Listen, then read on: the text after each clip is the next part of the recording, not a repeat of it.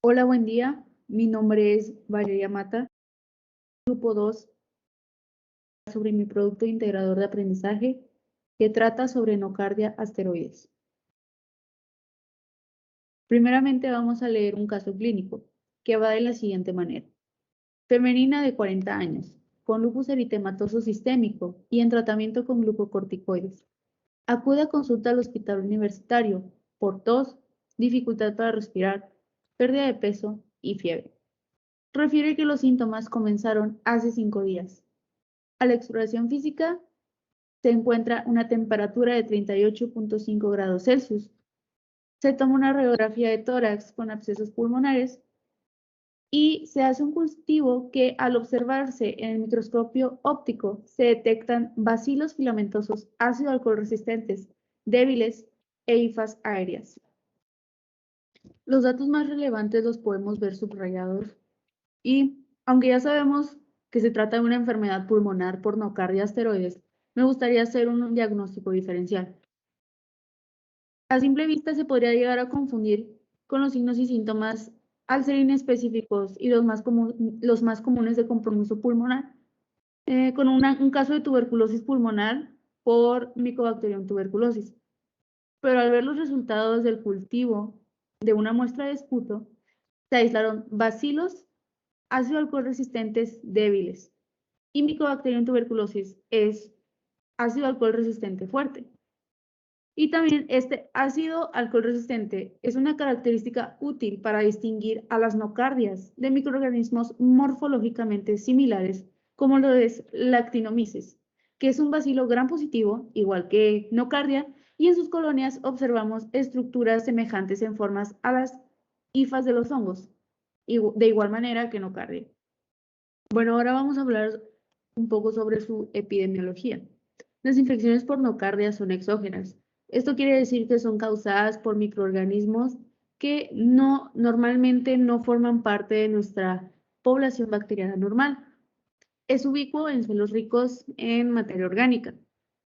Las nocardiosis se producen en todo el mundo y en todos los grupos etarios, pero la incidencia es mayor en adultos de edad avanzada, especialmente hombres, en pacientes inmunocomprometidos, como por ejemplo pacientes ambulatorios que se infectan con el VIH o que padecen de otros déficits de linfocitos T, pacientes con tratamiento inmunosupresor, ya sea porque reciben un trasplante de médula ósea o algún otro órgano sólido, o incluso podemos ver en este caso clínico que la paciente está en tratamiento con glucocorticoides debido a que padece de lupus eritematoso sistémico. Entonces, esto es un inmunosupresor. Y además, se puede presentar en pacientes inmunocompetentes con una función pulmonar comprometida secundaria a bronquitis, enfisema, asma, bronquiectasis y proteinosis alveolar. La diseminación de persona a persona es rara. La enfermedad broncopulmonar se desarrolla tras colonización inicial de las vías respiratorias altas y por inhalación, y posteriormente hay una aspiración de secreciones orales hacia las vías respiratorias bajas. En México la frecuencia es de 73 casos por año y predomina en la zona centro, norte y noroeste. Esto incluye Nuevo León. Y aunque la enfermedad es poco frecuente mundialmente, se han visto aumentos espectaculares de casos por el número creciente de pacientes o personas inmunocomprometidas. Ahora, hablando de la patogenia e inmunidad, se han descrito toxinas y hemolicinas, pero no se ha definido bien el papel de estas en la enfermedad. El factor de virulencia, al parecer más importante de la bacteria, es su mecanismo antifagocítico. Estos microbios, al tener contacto con los fagocitos, se produce una descarga oxidativa en donde se liberan metabolitos de origen tóxico, como es el peróxido de hidrógeno y superóxido. Pero las cepas de nocardia están protegidas de estos metabolitos porque secretan catalasa y superóxido dismutasa. También son capaces de sobrevivir y de replicarse en los macrófagos, al evitar la fusión de fagosoma y el lisosoma por el factor del cordón, y también al evitar la acidificación del fagosoma y además al evitar la destrucción mediada por la fosfatasa ácida, ya que utilizan a esta enzima como fuente de carbono.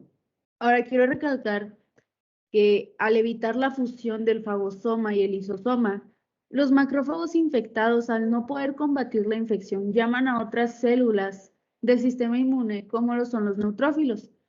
Este suceso hace que se agrave la infección y progrese hasta formar abscesos pulmonares llenos de pus, como se mencionó en lo observado en la radiografía de tórax del caso clínico de la paciente. Para el diagnóstico, en pacientes con enfermedad pulmonar por nocardia deben de recogerse varias muestras de esputo para posteriormente verlos al microscopio y cultivarlas. Es importante mencionar que la tinción de Gram no es la tinción adecuada para este tipo de microorganismos, ya que los ácido alcohol resistentes, en este caso débil, tienen una pared muy gruesa de ácidos micólicos y esto dificulta su coloración con este método de Gram. Entonces, en su lugar se deberá de utilizar la tinción Ziehl-Neelsen, que requiere de 3 soluciones: el carbón fuchsina fenicada, el azul de metileno y la solución de colorante. Si se tiñe de color rosa, quiere decir que es positiva, y si se tiñe de color azul, quiere decir que es negativo. Estos microorganismos crecen en la mayoría de los medios de laboratorio cuando se incuban en una atmósfera de dióxido de carbono de 5 al 10%, pero como son de crecimiento lento, pueden quedar oscurecidas por bacterias de crecimiento rápido. Entonces, cuando una muestra parece estar contaminada con otras bacterias, por ejemplo, bucales que se encuentran en el esputo, deben de inocularse en medios selectivos, y es aquí en donde se han conseguido resultados satisfactorios con el medio utilizado para aislar especies de Legionella, que es el agar de carbón tamponado y extracto de levadura. De hecho, este puede ser utilizado tanto para recuperar nocardia como Legionella de muestras pulmonares.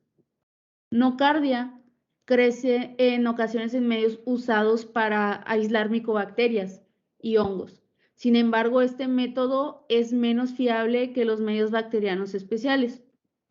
Es importante notificar al laboratorio si se sospecha de una nocardiosis para que las placas de los cultivos se mantengan más días, pues al ser de crecimiento lento. La identificación preliminar de nocardia no es lo complicado. Sin embargo, la identificación definitiva hasta el nivel de especie es lo más difícil, ya que la mayoría de las especies no se pueden identificar con exactitud mediante pruebas bioquímicas.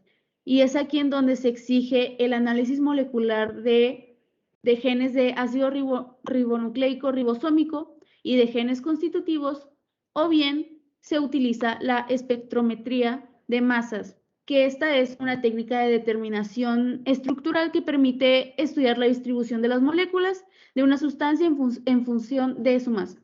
Cuanto más grande es la molécula que se quiere analizar, más complejo es el proceso de análisis cuando ésta se fragmenta en múltiples iones. Sin embargo, si la molécula permanece de manera intacta, se generará un espectro con un número mínimo de especies iónicas, que esto será mucho más sencillo de analizar.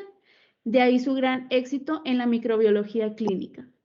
Aunque la espectrometría de masas se ha introducido recientemente en los laboratorios de microbiología diagnósticos, esta se está convirtiendo en el método de elección para identificación de estos microorganismos. Ahora, hablando de tratamiento, este consta de la combinación de trimetoprima y sulfamethoxazol por 12 meses al tener un crecimiento prolongado y estar asociado a recaídas terapéuticas.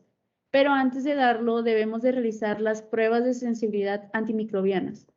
Ahora, las nocardias son ubicuas, entonces resulta imposible evitar su exposición. Pero las enfermedades pulmonares y las infecciones cutáneas por nocardia pueden prevenirse con un cuidado adecuado de heridas.